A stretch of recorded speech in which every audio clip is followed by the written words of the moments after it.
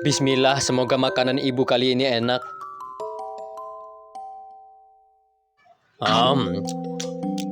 Anjir, asin bet, Cok. Ibu, sebelumnya aku pernah bilang nggak kalau masakan ibu itu enak?